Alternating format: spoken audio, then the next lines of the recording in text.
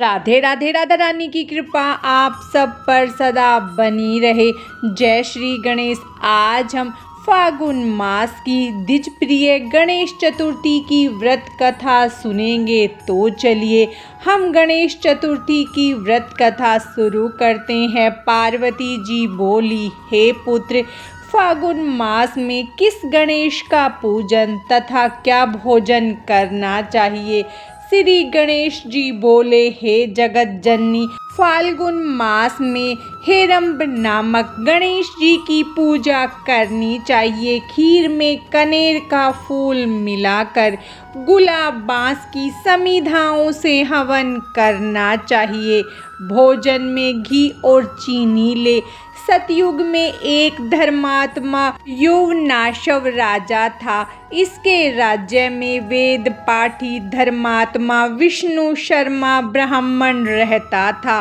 उसके 7 पुत्र थे और सभी अलग अलग रहने लगे। विष्णु शर्मा कर्म से सातों के यहाँ भोजन करता हुआ वृद्ध अवस्था को प्राप्त हुआ। बहुएं अपने ससुर का अपमान करने लगी। एक दिन गणेश चौथ का व्रत करके अपनी बड़ी बहू के पास घर गया और बोला, बहू, आज गणेश चौथ है, पूजन की सामग्री इकट्ठी कर दो। बहू बोली, हे पिताजी, घर के काम से छुट्टी नहीं है, तुम कुछ न कुछ किया करते हो। इस प्रकार अपमान सहन करता हुआ अंत में सबसे छोटी बहू के घर गया और पूजन की सामग्री का प्रश्न किया।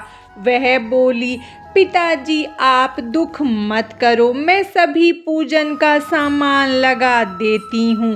भिक्षा मांग करके सामान लाई। स्वयं अपने तथा ससुर के लिए सामान इकट्ठा किया और दोनों ने भक्ति पूर्वक विघ्न नाशक की पूजा की। छोटी बहू ने ससुर को भोजन कराया और स्वयं भूखी रह गई। आधी रात के समय विष्णु शर्मा को उल्टी होने लगी, दस्त होने लगे। उसने अपने ससुर के हाथ पांव धोए।